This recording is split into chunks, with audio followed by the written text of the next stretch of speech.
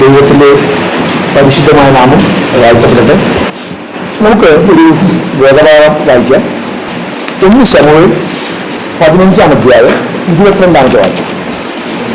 1 ശമൂവേൽ 15:22. ശമൂവേൽ പറഞ്ഞത്, യഹോവയുടെ കൽപ്പന അനുസരിക്കുന്നത് പോലെ ഹോമയാഗങ്ങളും ഹനനയാഗങ്ങളും യഹോവയ്ക്ക് പ്രസാദമാകുമോ? ഇതാ, അനുസരിക്കുന്നത് യാഗത്തെക്കാളും ശ്രദ്ധിക്കുന്നത് മുട്ടാടുകളുടെ മേധസ്സിനേക്കാളും നല്ലത്.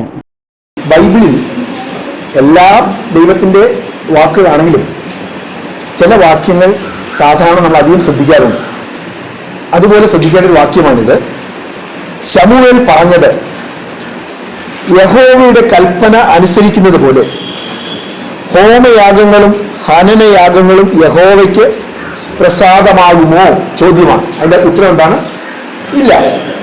എന്നിട്ട് പറയുകയാണ്, ഇതാ, അനുസരിക്കുന്നത് യാഗത്തെക്കാളും ശ്രദ്ധിക്കുന്നത് മുട്ടാടുകളുടെ മേധസ്സിനേക്കാളും നല്ലത്. നമുക്കറിയാം, ഇത് എഴുതുന്ന കാലത്ത് അവരുടെ ആരാധന എന്ന് പറയുന്നത്, ആരാധനയിൽ പ്രധാനപ്പെട്ട ഒരു കാര്യമാണ് യാഗമർപ്പിക്കുക. ഒരു മൃഗത്തെ കൊണ്ടുവന്ന് യാഗമർപ്പിക്കുക. അപ്പൊ യാഗമർപ്പിക്കുന്ന സമയത്ത് ഇന്നിന്ന കാര്യങ്ങൾ ദൈവത്തിന് അർപ്പിക്കണം. അതിൽ കുറച്ച് മാംസമൊക്കെ പുരോഹിതന്മാർക്ക് എടുക്കാം, എന്നാൽ ഇതിന് പ്രധാനപ്പെട്ട ചില കാര്യങ്ങൾ അർപ്പിക്കണം. അപ്പോൾ ശമൂവേൽ ചോദിക്കുകയാണ്, മുട്ടാടുകളുടെ മേധസ്. മുട്ടാടുകളുടെ മേധസ് എന്ന് പറഞ്ഞാൽ ഏറ്റവും പ്രധാനപ്പെട്ട ഒരു ഭാഗം, അതായത് ആടിന്റെ പ്രധാനപ്പെട്ട ഭാഗം. അപ്പൊ ആടിന്റെ പ്രധാനപ്പെട്ട ഭാഗം യഹോവയ്ക്ക് അർപ്പിച്ചിട്ട് ആരാധന കഴിക്കുന്നതിനേക്കാൾ പ്രധാനപ്പെട്ടതല്ല എന്താണ്? അനുസരണം. നമ്മുടെ ജീവിതത്തിലെ ഏറ്റവും കഠിനമായൊരു കാര്യം പ്രാർത്ഥനയല്ല, പ്രസംഗമല്ല, ബൈബിൾ വായനയല്ല, പള്ളി പോകലല്ല, പിന്നെ അനുസരണമാണ്. പലപ്പോഴും അനുസരിക്കാൻ മടിയുള്ളത് കൊണ്ടാണ് നമ്മൾ പള്ളിയിൽ പോകുന്നത്. പലപ്പോഴും ആത്മീക ആചാരങ്ങൾ എന്ന് പറയുന്നത് അനുസരണത്തിന്റെ ഭാഗമല്ല, അനുസരണക്കേടിന്റെ ഭാഗം.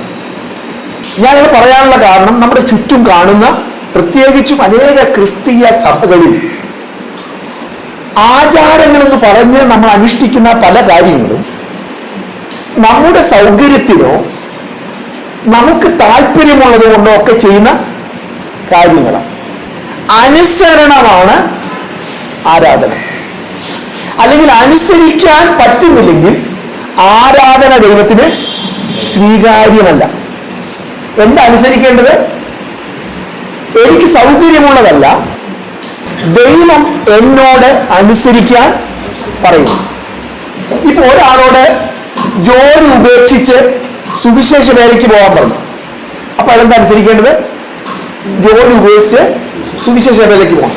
അപ്പൊ ഇത് കണ്ടിട്ട് കുറെ പേര് ജോലി ഉപേക്ഷിച്ച് സുവിശേഷയിലേക്ക് പോയി. അപ്പൊ അവരത് അനുസരിക്കുകയാണോ? അല്ല. അവരോട് എന്താണോ ദൈവം പറയുന്നത് അതാണ് അനുസരിക്കേണ്ടത്. അതാണ് ശമൂവേൽ ഇവിടെ ചോദിക്കുന്നത്. ശ്രദ്ധിക്കുന്നത് യാഗത്തെക്കാളും അനുസരിക്കുന്നത് മുട്ടാടുകളുടെ മേധസ്സിനേക്കാളും നല്ലത്. രണ്ട് കാര്യങ്ങൾ: ശ്രദ്ധിക്കുക, അനുസരിക്കുക. ക്രിസ്തീയ ജീവിതത്തിന്റെ അടിസ്ഥാനം എന്ന് പറയുന്നതാണ് ശ്രദ്ധിക്കുക, അനുസരിക്കുക. ഞാൻ ക്രിസ്തീയ ജീവിതം ആരംഭിച്ച സമയത്ത് വളരെ ആവേശമായിരുന്നു, വളരെ എക്സൈറ്റ്മെന്റ് ആയിരുന്നു, വലിയ സന്തോഷം, വലിയ വലിയ കാര്യങ്ങൾ നടക്കുന്നു.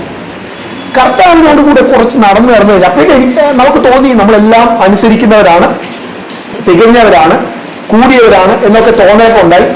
മുന്നോട്ട് പോയി കഴിഞ്ഞപ്പോഴാണ് ദൈവം ചില കാര്യങ്ങൾ വ്യക്തിപരമായി അനുസരിക്കാൻ പറഞ്ഞു.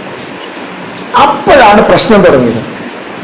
ഞാൻ വർഷങ്ങളായി ചെയ്തുകൊണ്ടിരിക്കുന്ന ചില ശീലങ്ങൾ, വർഷങ്ങളായി എൻ്റെ താല്പര്യങ്ങളെ ഞാൻ നിവർത്തിച്ചുകൊണ്ടിരുന്ന ചില കാര്യങ്ങൾ, അതിന്മേലൊക്കെ ദൈവം ഇടപെടാൻ തുടങ്ങി. അപ്പൊ മനസ്സിലായി സംഗതി ഗുരുതരമാണ്. അപ്പൊ അനുസരിക്കാതിരിക്കാൻ പേടിയാണ്. അനുസരിക്കണം, പക്ഷെ അനുസരിക്കാൻ പറ്റുന്നില്ല. അപ്പൊ പിന്നെ എന്താ ചെയ്യുന്നത്? അനുസരിക്കാതിരിക്കുന്ന പേടിയാണ്, പക്ഷെ അനുസരിക്കാൻ പറ്റുന്നില്ല. അപ്പൊ എന്ത് ചെയ്യും? ശ്രദ്ധിക്കാതിരിക്കും. ശ്രദ്ധിച്ചാലല്ലേ പ്രശ്നമുള്ളൂ. ശ്രദ്ധിച്ചാലേ പ്രശ്നമുള്ളൂ. അതുകൊണ്ടാണ് നമ്മൾ ഈ ബൈബിള് വായിച്ചു വരുമ്പോൾ കുറച്ച് കഴിയുമ്പോൾ നമുക്ക് ദൈവം ഇന്നതാ പറയാൻ പോകുന്നതൊക്കെ മനസ്സിലാകുന്ന തലത്തിലേക്കൊക്കെ നമ്മൾ വരും. ഒരു വൈവാം എന്ന് പറഞ്ഞൊരു സംഘടനയുണ്ട്, യൂത്ത് വിത്ത് മിഷൻ. അനേക ചെറുപ്പക്കാരെ കർത്താവിലേക്ക് നയിച്ച, അനേകരെ മിഷൻ ഫീൽഡിലേക്ക് നയിച്ച ഒരു സംഘടനയാണ്. പല സംഘടനകളുടെ ഇന്നത്തെ അവസ്ഥ എനിക്ക് അറിയില്ല, അന്നത്തെ പല കാര്യം പറഞ്ഞു. അതിന്റെ സ്ഥാപകൻ ഒരു പുള്ളിയുണ്ട്. അദ്ദേഹത്തിന്റെ ഒരു ബയോഗ്രഫി, ഒരു പുസ്തകം വളരെ പവർഫുള്ളാണ്. അദ്ദേഹത്തിന് അറിയാം എന്തെങ്കിലും അധികം ഇഷ്ടപ്പെട്ടാൽ ദൈവം അത് കൊടുക്കാൻ പറയുന്ന അറിയാം. അപ്പൊ ഒരു ദിവസം അദ്ദേഹത്തിന് ഈ ജോഗിങ് ഡ്രസ്സ് കിട്ടി, ഈ ഓടാൻ പോകുമ്പോൾ ഇടുന്ന ഒരു ഡ്രസ്സ് കിട്ടി. അത് അദ്ദേഹം ഭയങ്കരമായിട്ട് ഇഷ്ടപ്പെട്ടു. അപ്പൊ അദ്ദേഹത്തിന് അറിയാം ഇഷ്ടപ്പെട്ടാൽ ദൈവം കൊടുക്കാൻ പറയും. പുള്ളി എന്ത് ചെയ്യുന്നറിയാമോ, പുള്ളി സാധാരണ വൈകിട്ടാണ് ഓടാൻ പോകുന്നത്. പുള്ളി അത് വിട്ട് ഉച്ചക്ക് ഓടാൻ പോയി. അത് ഇട്ട് കഴിഞ്ഞാൽ കുഴപ്പമില്ല, കാരണം ദൈവം പറയും. ദൈവം പറയുന്നതിന് മുമ്പേ പുള്ളി ഓടാൻ പോയി കഴിഞ്ഞ് തിരിച്ചു വന്നിട്ട് മനസ്സിൽ ഭയങ്കര പ്രയാസം. പുള്ളി കാണിച്ച കള്ളത്തരം പുള്ളിക്ക് തന്നെ മനസ്സിലായി. പുള്ളി അതെടുത്ത് വേഗം കൊടുത്തു. അപ്പൊ കുറച്ച് കഴിയുമ്പോൾ നമുക്കറിയാം ദൈവം ഇങ്ങനെയൊക്കെ ഇടപെടും. അതുകൊണ്ടാണ് നമ്മൾ ബൈബിള് വായിച്ചു വരുമ്പോൾ സ്പീഡിൽ വായിച്ചു പോകുന്നത്. കാര്യം അവിടെ ദൈവം പിടിക്കുന്നറിയാം. ശ്രദ്ധിക്കാതിരിക്കും. ആരോടാ ശ്രദ്ധിക്കണ്ടേ? ദൈവത്തിന്റെ പരിശുദ്ധാത്മാവിനോട് ശ്രദ്ധിക്കണം. കാര്യം നമ്മുടെ സ്വയത്തിന്റെ പിടി അത്ര ബലമുള്ളതാണ്. സ്വയം എന്ന് പറഞ്ഞാൽ എൻ്റെ അഭിപ്രായം, എൻ്റെ താല്പര്യം, എൻ്റെ വഴി. കുറേയൊക്കെ പഠിപ്പിച്ചേ കഴിയുമ്പോൾ, ദൈവമൊക്കെ പഠിപ്പിച്ച് കഴിയുമ്പോൾ, കുറെ പ്രാവശ്യമൊക്കെ ബൈബിളൊക്കെ വായിച്ചു കഴിയുമ്പോഴേക്കും നമുക്കൊരു തോന്നലുണ്ടാകും, ഇപ്പൊ നമുക്ക് എല്ലാം അറിയാം, ഇനി വേണേൽ ദൈവത്തെ പഠിപ്പിക്കാൻ. അത്ര ബലമുള്ളതാണ് ഈ പിടി, സ്വയത്തിന്റെ പിടി. നമ്മുടെ താല്പര്യങ്ങൾ, നമ്മുടെ ഇഷ്ടങ്ങൾ, നമ്മുടെ വഴികൾ. അതുകൊണ്ടാണ് ദൈവത്തിന്റെ വചനം പറഞ്ഞ് ശ്രദ്ധിക്കണം. ഈ ശ്രദ്ധിച്ചനുസരിക്കുന്നതിന്റെ പേരാണ് എന്താണെന്നറിയാമോ? മരണം. സ്നാനം പലരുടെയും ചിന്ത അതോടുകൂടി തീർന്നു എന്നാണ്.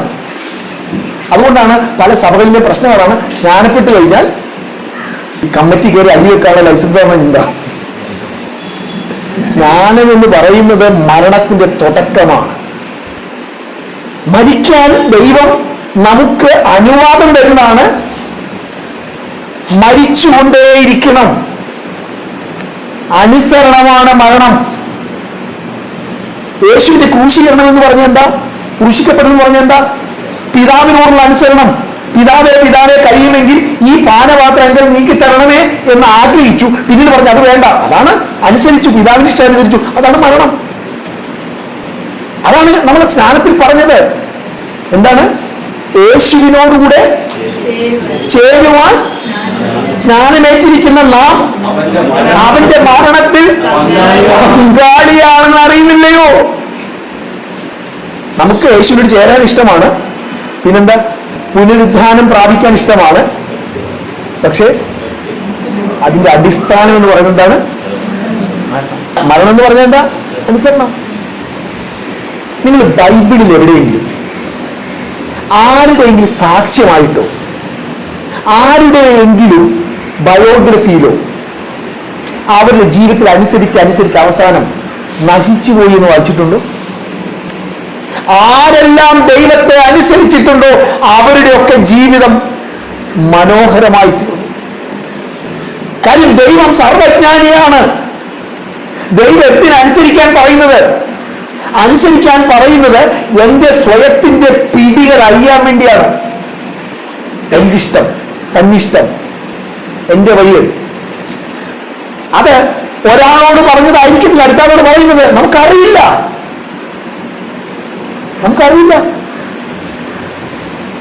ദൈവത്തിന്റെ പരിശുദ്ധാത്മാവ് നമ്മോട് ഇടപെടുന്നു.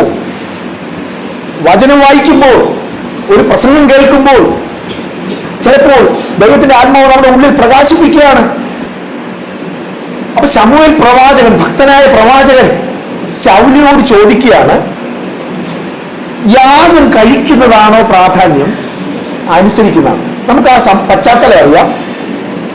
അമാലേക്യർ എന്ന് പറയുന്ന ഒരു ജനവിഭാഗം ദൈവത്തിന്റെ ജനമായ ഇസ്രായേലിന്റെ ശത്രുക്കളാണ് അമാലേക്യർ. ദൈവം ശൗലിനോട് പറഞ്ഞു, നീ പോയി അമാലേക്യർ എന്ത് ചെയ്യണം? ഉന്മൂലനാശം ചെയ്യണം. ഉന്മൂലനാശം എന്ന് പറഞ്ഞാൽ എന്താ പറയുമോ? ഡിസ്ട്രോയ് കംപ്ലീറ്റ്ലി, പൂർണ്ണമായി നശിപ്പിക്കണം. നമ്മൾ കണ്ടിട്ടുള്ള സാധാരണ യുദ്ധത്തിലൊക്കെ ഞാൻ പലപ്പോഴും ചിന്തിക്കും, ആ ദേശം പിടിച്ചെടുത്ത പോലെ അവരാണ് ബോംബിട്ടെല്ലാം തകർത്ത് തരിപ്പണമാക്കി കളഞ്ഞു. അപ്പൊ ദൈവം ശൗലിനോട് പറയുകയാണ്, ഇസ്രായേലിലെ ആദ്യത്തെ രാജാവാണ് ശൗല്. ശൗലിനോട് പറഞ്ഞു, നീ പോയിട്ട് അമാലേക്യരെ ഉന്മൂലനാശം ചെയ്യണം, പൂർണ്ണമായി നശിപ്പിക്കണം. പൂർണ്ണമായി നശിപ്പിക്കണം എന്ന് പറഞ്ഞാൽ അതിന്റെ അർത്ഥം എന്താണ്? പൂർണ്ണമായി നശിപ്പിക്കണം. പിന്നെ അതിന്റെ ഗ്രീക്കും ഹീബ്രുവും അന്വേഷിച്ച് നമ്മൾ പോകരുത്, അതിന്റെ വ്യാഖ്യാനം അന്വേഷിച്ച് പോകരുത്. ശൗലിന് ഒരുപക്ഷെ പോയപ്പോൾ ആ ആശയത്തിലായിരിക്കും പോയത്, അമാലേക്കിനെ പൂർണ്ണമായി നശിപ്പിക്കാന്നൊക്കെ ചിന്തിച്ചാണ് ചെന്നത്. ചെന്നപ്പോൾ അവരുടെ നല്ല കൊഴുത്ത കാളയെയും കൊഴുത്ത ആടിനെയൊക്കെ കണ്ടപ്പോ നെഞ്ചിൽ പടപടാന്ന് ഒരു ഇടി. ഇതിനെയൊക്കെ എങ്ങനെ നശിപ്പിക്കും? ഇതിലേക്ക് കൊണ്ടുവന്നാൽ അപ്പൊ നമ്മൾ ചിലപ്പോൾ ചോദിക്കില്ല, ബ്രദറെ അതെന്താ പറയുക, അങ്ങനെ ഇങ്ങനെ ചെയ്താലും പ്രയോജനമല്ലേ? നമ്മുടെ ജീവിതത്തിൽ എത്രയോ പ്രാവശ്യം നമ്മങ്ങനെ ചോദിക്കാറുണ്ട്. ഇത് നല്ലതല്ലേ ബ്രദറെ? ദൈവം ഒരു കാര്യം പറഞ്ഞാൽ അത് തന്നെ ചെയ്യണം. അതിന്റെ ലാഭമെടുത്ത്, അതിന്റെ പ്രയോജനമെടുത്ത് ദൈവത്തിന് അർപ്പിച്ചാൽ ദൈവത്തിന് സ്വീകാര്യമല്ല.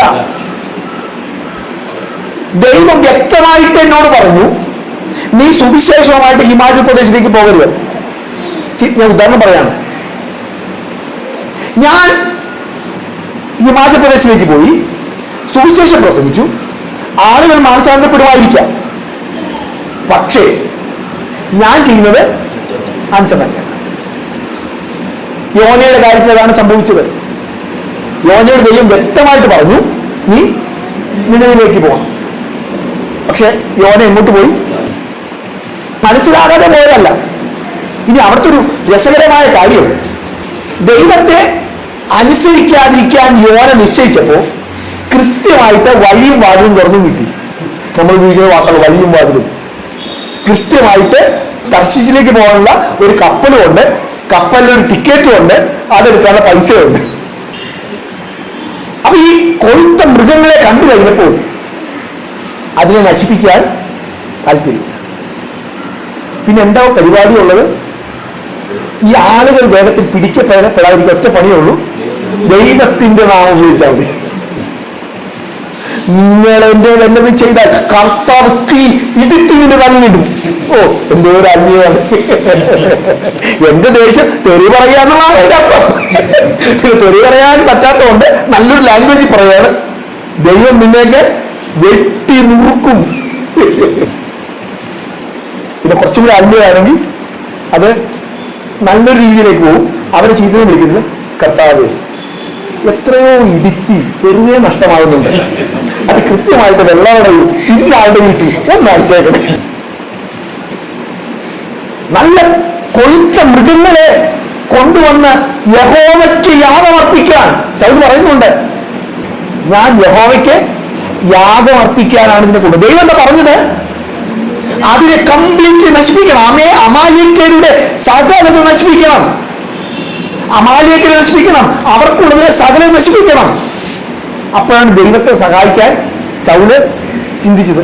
എന്താ കാര്യം? ദൈവത്തിന് ഒരുപക്ഷെ പറഞ്ഞപ്പോൾ തെറ്റിപ്പോയായിരിക്കാം. ഞാൻ രാജാവല്ലേ. ശൗലിന്റെ തുടക്കത്തിൽ ശൗലിന്റെ സ്വഭാവം പറയുന്നുണ്ട്.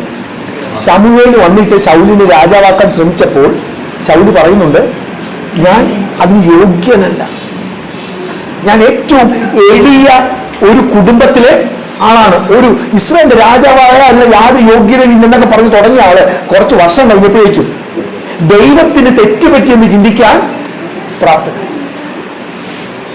നമ്മുടെ ഒക്കെ ജീവിതത്തിൽ സംഭവിക്കുന്നൊരു കാര്യമാണ്. ക്രിസ്ത്യ ജീവിതത്തിന്റെ ആരംഭത്തിൽ കർത്താവ് പറഞ്ഞ് ലളിതമായി മനസ്സിലാകുന്നു, അത് അതുപോലെ അനുസരിക്കുന്നു, പിന്നീട് വ്യാഖ്യാനങ്ങൾ കൊണ്ടുവരുന്നു, നമ്മുടെ ബുദ്ധി പ്രയോഗിക്കുന്നു. അപ്പൊ ശൗല് പൂർണ്ണമായി നശിപ്പിക്കാതെ ഈ കൊഴുത്ത മൃഗങ്ങളെ ദൈവത്തിന് അർപ്പിക്കാനെന്ന വിധത്തിൽ കൊണ്ടുവന്നു. അപ്പോഴാണ് ദൈവത്തിന്റെ പ്രവാചകനായ ശമൂവേൽ ചോദിക്കുന്നത്, ദൈവത്തിന് യാഗമർപ്പിക്കുന്നതിനേക്കാൾ വലുത് അനുസരണമാണ്. നമുക്ക് ചില വാക്യങ്ങൾ വായിക്കാം. ഉൽപ്പത്തി പുസ്തകം 6-ാം അധ്യായം 22-ാമത്തെ വാക്യം. ദൈവം തന്നോട് കൽപ്പിച്ചതൊക്കെയും നോഹ ചെയ്തു, അങ്ങനെ തന്നെ അവൻ ചെയ്തു. ദൈവം തന്നോട് കൽപ്പിച്ചതൊക്കെയും നോഹ ചെയ്തു, അങ്ങനെ തന്നെ ചെയ്തു. എനിക്കിപ്പോഴും മനസ്സിലാകുന്നില്ല, നമുക്ക് പലർക്കും മനസ്സിലാകുന്നില്ല. അന്ന് ലോകത്തിലുണ്ടായിരുന്ന എല്ലാ മൃഗങ്ങളെയും എങ്ങനെ ഈ കപ്പലിൽ പെട്ടകത്തിൽ കയറ്റി. ഇപ്പൊ ദൈവം എന്നോടാണ് പറയുന്നത് വിചാരിക്കുക. അപ്പൊ എനിക്ക് ഒരുപാട് ചോദ്യങ്ങളുണ്ട്. എന്താ ചോദ്യങ്ങള്? ഞാൻ ആനയെ എങ്ങനെ ഇപ്പൊ നമുക്കറിയാം, ആനയെ നമ്മൾ തളച്ച് മെരുക്കിയ കഥകൾ. അന്നാ അങ്ങനെ ഇഴിവൊന്നും ഉണ്ടായിരുന്നില്ല ഇരിക്കാം. ഇനി ആണെങ്കിൽ തന്നെ സിംഹം, പുലി, കടുവ, എല്ലാവിധ മൃഗങ്ങളും, പാമ്പ്, കിളി, ഇതിനെല്ലാത്തിനും ഇത് കയറ്റണം. 100 ചോദ്യങ്ങൾ ചോദിച്ചേനെ. പക്ഷെ നോഹ ചോദിച്ചില്ല. എന്തുകൊണ്ടാണ് ചോദിക്കാഞ്ഞെന്നറിയാമോ? നോഹയ്ക്ക് അറിയാം, കൽപ്പിച്ചവൻ അത് നിറവേറ്റാനുള്ള വഴിയും. ദൈവം പെട്ടകത്തിൽ ഈ വിവിധ മൃഗങ്ങളെ കയറ്റാൻ പറഞ്ഞെങ്കിൽ അതെങ്ങനെ കയറണമെന്നും അതിനെങ്ങനെ കയറ്റണം ദൈവത്തിന് നോഹ ചോദിച്ചില്ല. വായിക്കുന്നത് എന്താണ്? ദൈവം തന്നോട് കൽപ്പിച്ചതുപോലെ നോഹ ചെയ്തു. പിന്നെന്താ ഒരു വാക്കും കൂടെ? അങ്ങനെ തന്നെ ചെയ്തു. 2 തരം അനുസരണമാണുള്ളത്. ഒന്ന് പൊതുവായ അനുസരണം, 2 വിശദാംശങ്ങളിലുള്ള അനുസരണം. Common obedience, 2 obedience in details. നമ്മൾ പലപ്പോഴും പൊതുവായ അനുസരണമാണ്. ഞാൻ സാധാരണ പറയുന്നൊരു ഉദാഹരണമുണ്ട്. വടക്കേന്ത്യയിലേക്ക് ഒരു മിഷണറി ആയിട്ട് പോകാൻ ദൈവം എന്നോട് ആവശ്യപ്പെട്ടാൽ സാധാരണ നമ്മൾ സംഭവിക്കുന്ന കാര്യം, ഞാൻ കണ്ടിട്ടുള്ള കാര്യമാണ്. അനുസരണത്തിൽ പോകും. അവിടെ പോയിട്ട് എന്ത് ചെയ്യണമെന്ന് അവർ തീരുമാനിക്കും. മനസ്സിലായോ? അവിടെ പോയിട്ട് പിന്നെ എങ്ങനെയാണ് പ്രവർത്തനം നടത്തേണ്ടത് അവര് തീരുമാനിക്കും. അതാണ് പൊതുവായ അനുസരണം. ഇവിടെ വായിക്കുന്നത് യഹോവ തന്നോട് കൽപ്പിച്ചതൊക്കെയും നോഹ ചെയ്തു, അങ്ങനെ തന്നെ ചെയ്തു. ദൈവം എന്നോട് ഒരു പ്രവൃത്തി ചെയ്യാൻ ആവശ്യപ്പെട്ടു. ഞാൻ ആ പ്രവൃത്തി ചെയ്യുക മാത്രമല്ല, ആ പ്രവൃത്തി എപ്പോൾ ചെയ്യണം, എങ്ങനെ ചെയ്യണം, ഡീറ്റെയിൽസ്, അനുസരണത്തിന്റെ വിശദാംശങ്ങൾ. പുറപ്പാട് പുസ്തകം 39-32. പുറപ്പാട് പുസ്തകം 39-ാം അധ്യായം 32-ാമത്തെ വാക്യം. ഇങ്ങനെ സമാഗമന കൂടാരം എന്ന തിരുനിവാസത്തിന്റെ പണിയൊക്കെയും തീർന്നു.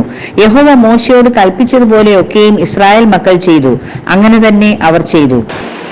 ദൈവം തന്നോട് കൽപ്പിച്ചതൊക്കെയും ഇസ്രായേൽ മക്കൾ ചെയ്തു. ഇസ്രായേൽ മക്കൾ ചെയ്തു എന്ന് പറഞ്ഞാൽ മോശ പറഞ്ഞിട്ട് അവിടെ കൂടി ചെയ്യിച്ചു, അല്ലെങ്കിൽ മോശ ചെയ്തു, അങ്ങനെ തന്നെ ചെയ്തു.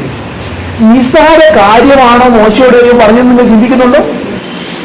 ഇന്നത്തെ പോലെ പേനയും പേപ്പറൊന്നും ഇല്ലാത്ത കാലമാണ്. റെക്കോർഡ് ചെയ്യാൻ പറ്റത്തില്ല. ദൈവം പറഞ്ഞ വിശദാംശങ്ങൾ എന്തൊക്കെയാണ്? തിരശീല പണിയണം. തിരശീല പണിയുന്നത് മാത്രമല്ല, തിരശീല 2ാമത്തെ നൂല് പച്ച, 3ാമത്തെ നൂല് മഞ്ഞ.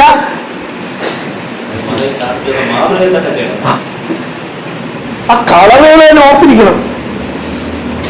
ഇന്നാണ് ഈ കമ്പ്യൂട്ടറിൽ അടിച്ചിട്ട് ഈ ഡിസൈൻ ടെക്നോളജി, ടെക്സ്റ്റൈൽ ടെക്നോളജിയിലൊക്കെ കമ്പ്യൂട്ടറിലൊക്കെ അടിച്ചിട്ട് കൊടുത്താൽ സംഗതി നോക്കില്ല. അങ്ങനെയല്ല, കൈകൊണ്ട് തുന്നുകയാണ്. പറഞ്ഞു കൊടുക്കണം. എനിക്കിപ്പോഴും മനസ്സിലാകാത്ത കാര്യം, ഈ പച്ചയ്ക്കും ചുവപ്പിനും കറുപ്പിനൊക്കെ ദൈവത്തിനെന്താ പ്രാധാന്യം, ഇത്ര ഇമ്പോർട്ടൻസ് എന്താ? നമ്മളാണെങ്കിൽ പോയി കടയിൽ പോയിട്ട് ഇന്ന സാരി, ഇന്ന കളർ, ഇന്ന ഷർട്ട് എന്നൊക്കെ പറഞ്ഞിടും. ദൈവത്തിനൊന്നും വിഷയമല്ല. ഞാൻ വിശ്വസിക്കുന്നത് അത് വേറൊന്നുമല്ല, മോശയുടെ അനുസരണം പരിശോധിക്കാൻ വേണ്ടിയാണ് ഈ കളറുകളൊക്കെ ഇങ്ങനെ മാറ്റി പറയും. അതായത് 2ാമത്തെ വരിയിൽ ഉദാഹരണം പറയാണ്, അത് തന്നെയാണെന്ന് എനിക്കറിയില്ല, പച്ച കളർ വേണമെന്ന് പറഞ്ഞു. അപ്പൊ പച്ച കളർ നൂലില്ല, ഇനി ചാരപ്പൂർ വാങ്ങിച്ചുകൊണ്ടല്ലോ. മോശ പറഞ്ഞ മഞ്ഞ ഉണ്ടാക്കണം, മഞ്ഞ വെട്ടിക്കും. അത് ചെയ്തില്ല. ദൈവം തന്നോട് പറഞ്ഞത് മോശ ചെയ്തു, അങ്ങനെ തന്നെ. നമ്മളോട് ചില സമയത്ത് ദൈവം അനുസരിക്കാൻ പറയുമ്പോൾ അതിന്റെ അർത്ഥം നമുക്ക് മനസ്സിലാകത്തില്ല. പക്ഷെ കുറച്ച് വർഷം കഴിയുമ്പോൾ നമുക്ക് മനസ്സിലാവും എന്തുകൊണ്ടാണ് ദൈവം അന്ന് എന്നോട് അങ്ങനെ പറഞ്ഞത്.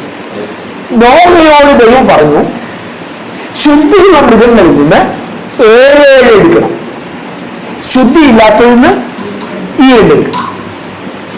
അന്ന് മോശയ്ക്കത് മനസ്സിലായി കാണുമോ? ഇല്ല. കാര്യം ദൈവം അത്രേ പറഞ്ഞോളൂ. പക്ഷെ മോശ എന്ത് ചെയ്തു? അനുസരിച്ചു.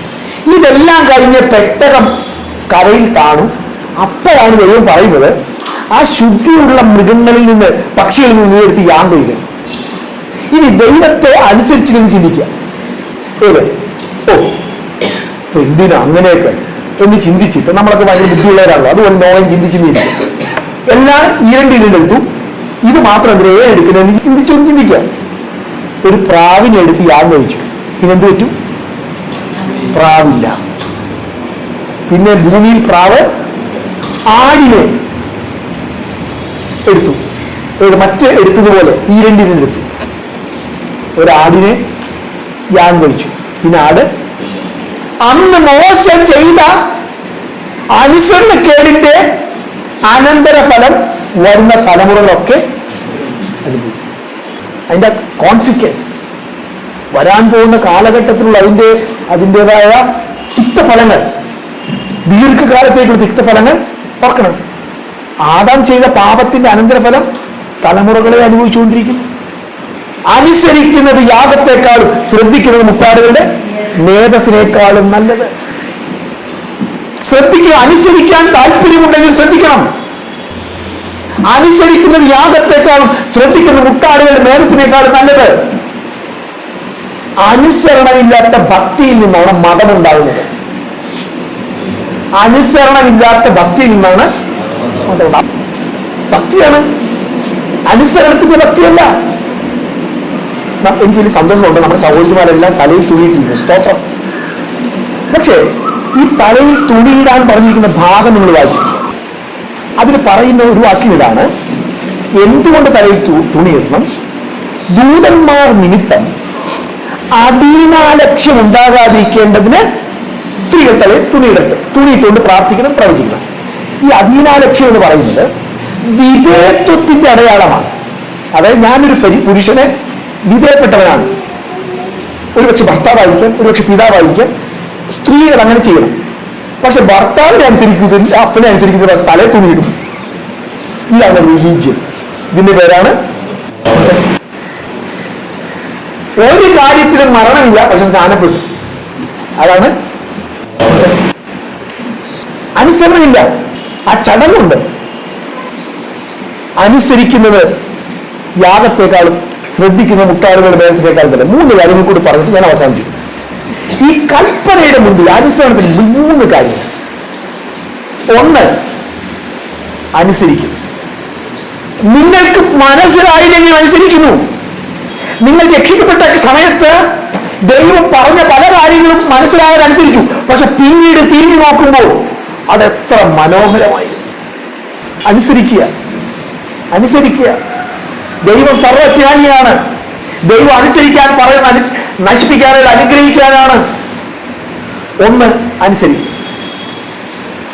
2, സ്വന്തം ശക്തിയിൽ ദൈവം അനുസരിക്കാൻ പറഞ്ഞ കാര്യങ്ങളെ അനുസരിക്കാൻ ശ്രമിക്കുന്നു. 1, അനുസരിക്കുന്നു. 2, സ്വന്തം ശക്തിയിൽ. അതാണ് ഈ സ്നാനം കഴിഞ്ഞ ഒരു നിപ്പുണ്ട്. എന്താണ് നിപ്പ്? ഞാൻ അനുസരിച്ചത് കണ്ടോടാ, നീയൊക്കെ അനുസരിക്കാതെ നടന്നു. പിന്നെ എല്ലാവരോടും പുച്ഛം. എന്താ കാര്യം?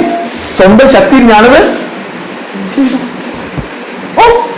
എല്ലാം കേരളത്തില് എന്താ പുട്ടും കരലെ അടിച്ചിരുന്നു. ഞാൻ കണ്ടില്ലേ, കർത്താവിന് വേണ്ടി ഹിമാചലിൽ പോയി ചാവാൻ പോകുന്നു, ആഫ്രിക്കയിൽ പോയി ചാവാൻ പോകുന്നു. ഞാൻ അനുസരിച്ചു. നീയൊക്കെ അനുസരിക്കാതെ. എന്തുകൊണ്ടങ്ങനെ പറയുന്നത്? സ്വന്തം ശക്തിയിൽ അനുസരിക്കും. സ്വന്തം ശക്തിയിൽ അനുസരിക്കുന്ന ഒരു കാര്യത്തിനും ദീർഘായുസില്ല, അധികം മുന്നോട്ട് പോകത്തില്ല. കുറച്ചനുസരിക്കും. സാധാരണ ഡിസംബർ 31 നമുക്കിവിടെ പ്രത്യേകിച്ച് പരിപാടി ഇല്ലെന്ന് തോന്നുന്നു. 31 ഒരു തീരുമാനം എടുപ്പുണ്ട്. എന്താണ്? അത് ചെയ്യും, ഇത് ചെയ്യും. കുറച്ച് ബലമുണ്ടെങ്കിൽ ഒരാഴ്ച പോകും. അത്ര ബലമില്ലെങ്കിൽ മൂന്നാം ദിവസവും തകരും. പ്രാർത്ഥനയും തകരും, ഉപവാസവും തകരും, ബൈബിൾ വായനയും തകരും. സ്വന്തം ശക്തിയിൽ, സ്വന്തം കഴിവിൽ അനുസരിക്കാൻ ശ്രമിക്കും. അനുസരിക്കാൻ പറ്റത്തില്ല. നമുക്ക് തോന്നുന്നു അനുസരിക്കാൻ പറ്റുമെന്ന്, പറ്റത്തില്ല.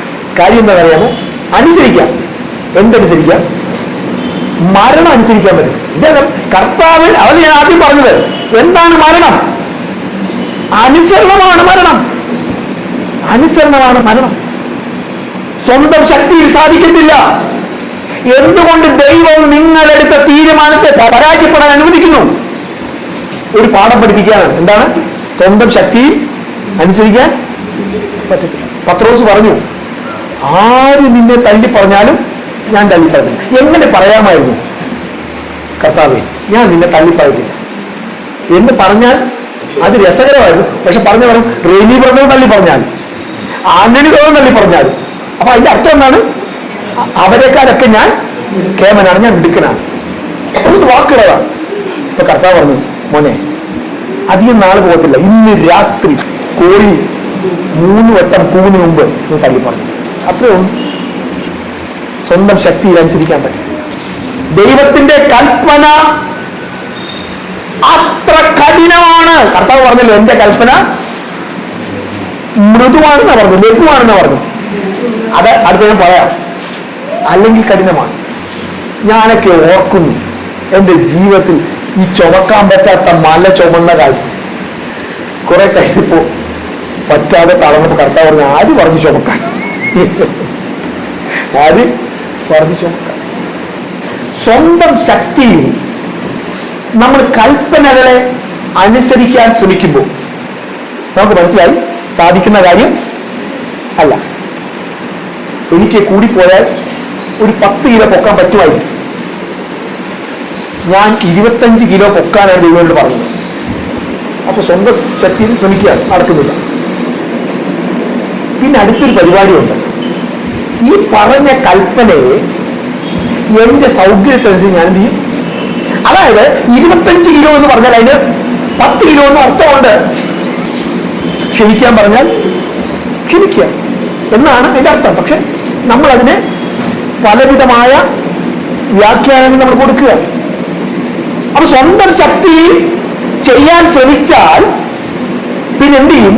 ദൈവം നമ്മളോട് പറഞ്ഞ കാര്യങ്ങളെ നമുക്ക് ചെയ്യാവുന്ന തരത്തിലേക്ക് നമ്മൾ മാറ്റും. ഒരു വാക്യം കൂടി അതിനോട് ബന്ധപ്പെട്ട് വായിക്കാം. മർക്കോസിന്റെ സുവിശേഷം 7-ാം അധ്യായം 10-11 വാക്യം. നിന്റെ അപ്പനെയും അമ്മയും ബഹുമാനിക്കയെന്നും അപ്പനെയോ അമ്മയോ പ്രാകുന്നവൻ മരിക്കണമെന്നും മോശ പറഞ്ഞുവല്ലോ. നിങ്ങളോ ഒരു മനുഷ്യൻ അപ്പനോടോ അമ്മയോടോ നിനക്ക് എന്നാൽ ഉപകാരമായി വരേണ്ടത് വഴിപാട് എന്നർത്ഥമുള്ള ഖുർബാൻ എന്ന് പറഞ്ഞാൽ മതി എന്ന് പറയുന്നു. അവിടുത്തെ സംഭവം ഇതാണ്. അപ്പനെയും അമ്മയെയും ബഹുമാനിക്കുക എന്നുള്ളത് ദൈവത്തിന്റെ കൽപ്പനയാണ്. ഈ ബഹുമാനം കൊണ്ട് തനിക്ക് പ്രായമുള്ളൊരു അപ്പനും അമ്മയും ഉണ്ട്. അപ്പൊ അവരെ മകൻ സഹായിച്ചുകൊണ്ടിരിക്കും. അങ്ങനെ ഇരിക്കും എന്തോ ഒരു പ്രശ്നം ഉണ്ടായി.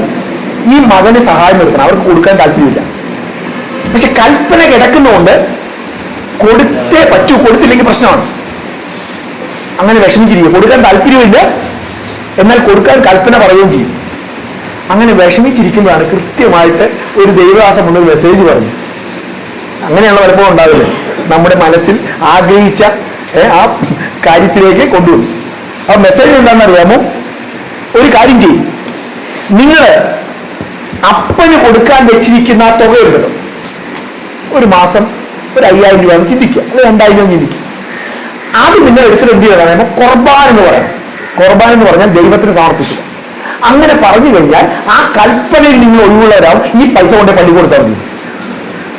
നിങ്ങളുടെ 5000 ഉണ്ടല്ലോ, അപ്പന് കൊടുക്കണ്ട, അതുപോലെ പള്ളിയുടെ പെട്ടി കൊണ്ട് ഇട്ടാൽ മതി. അപ്പൊ നിങ്ങൾ കൽപ്പനയിൽ നിന്ന് ഒഴിവുള്ളവരാകുമെന്നാണ് അന്നത്തെ മതപുരോഹിതന്മാർ പഠിപ്പിച്ചത്. ദൈവം എന്താ കൊടുത്ത കൽപ്പന? അപ്പനെ അമ്മയെ ബഹുമാനിക്കുക.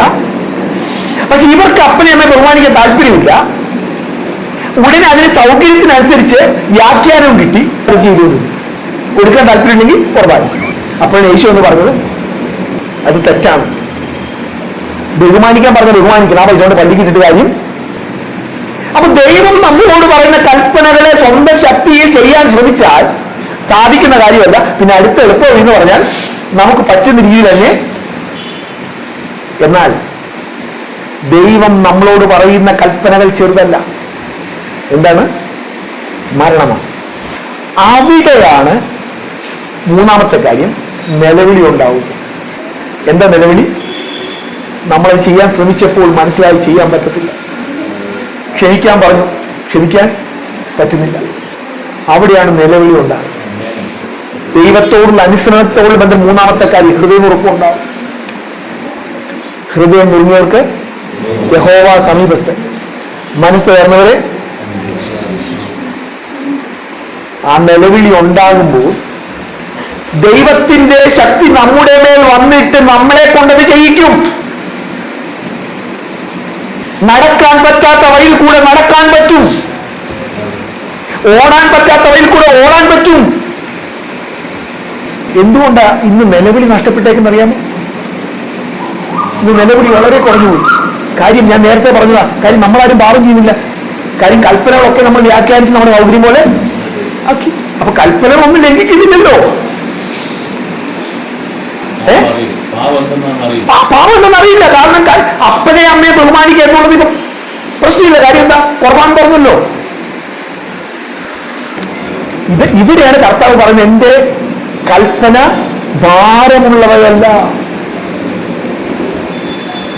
ഒറ്റ നിലവിളിക്കാനേ പറ്റൂ.